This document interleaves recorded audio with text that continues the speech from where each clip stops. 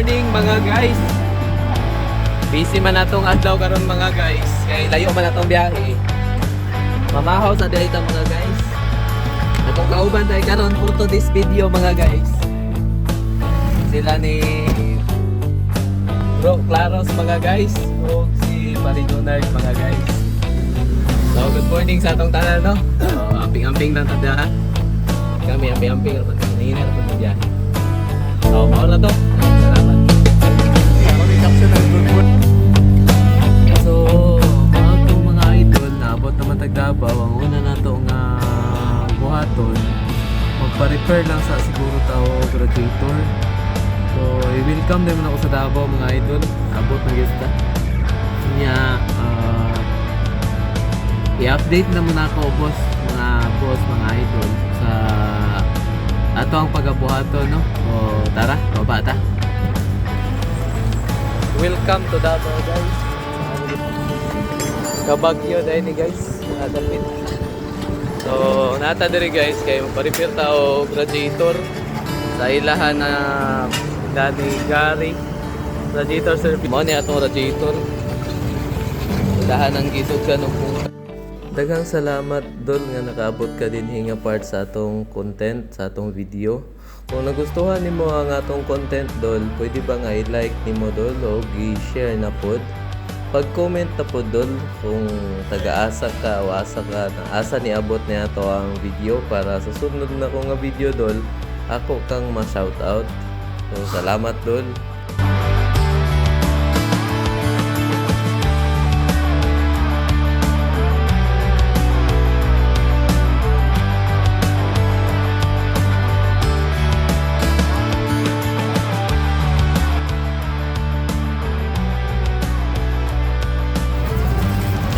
Mamalit sa ta siguro ko ano? Okay na mo? Mamalit sa ta?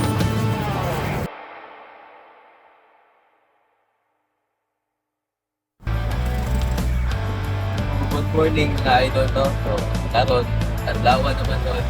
Saka ng adlaw. Repair na dahil may doon. Paing repair na mo radiator. Kauban naman ang team doon. Team may tigasket. 3. Shout out sa inyong lahat. So, ito namin dito mga idol.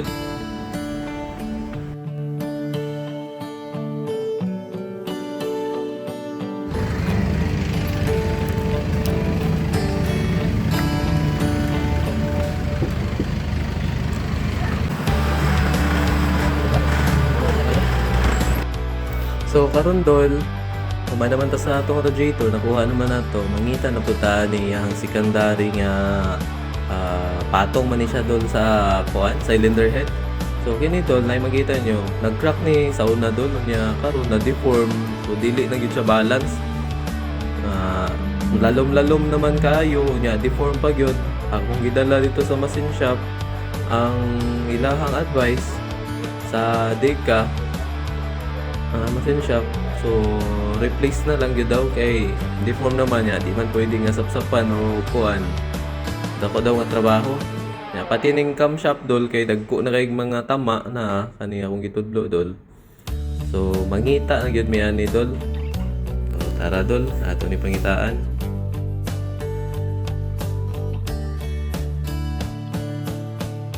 Human dito dol, gidala din nato ang pressure pump sa 6M61 no.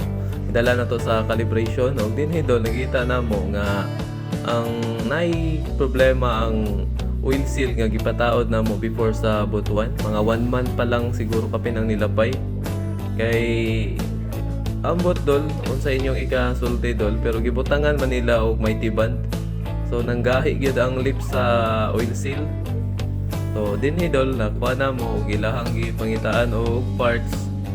So diri dol mo ni nahitabo dol. So, maingod to dahil na mga idol na aday ta karon nagpa-calibrate sa inductor. Nata diri sa may Daica Diesel Calibration Services. So, sila ang nagtrabaho sa mga idol. Daica Calibration Services. So, kompleto ni sila guys. Di mo magproblema diri amo dool kay aside sa mga kuan, kompleto sila og mga gamit din hino. So, ang Ganap sa ato ang injectors o pressure pump mo na di. Na trabaho na nila. Ug dinhi dol gawa sa pressure pump dol, giapil din na to patrabaho ang mga fuel injector. So ang full video ani dol ato na lang ako i-upload sa sunod nga video. So salamat dol. Abang-abang lang mo.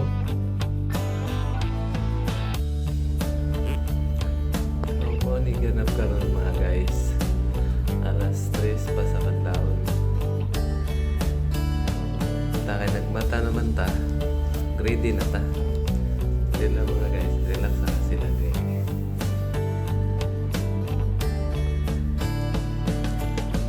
So, time check no. 3 o'clock in the morning. Natakaroon sa Panabo.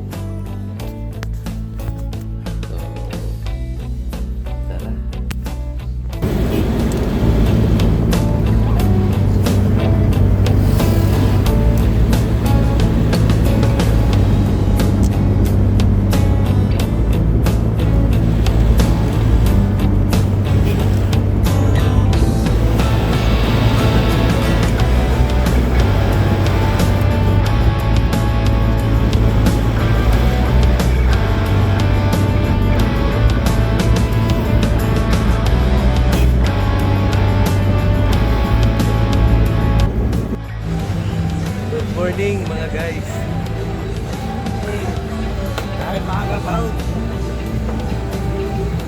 Time check na to. Kape-kape.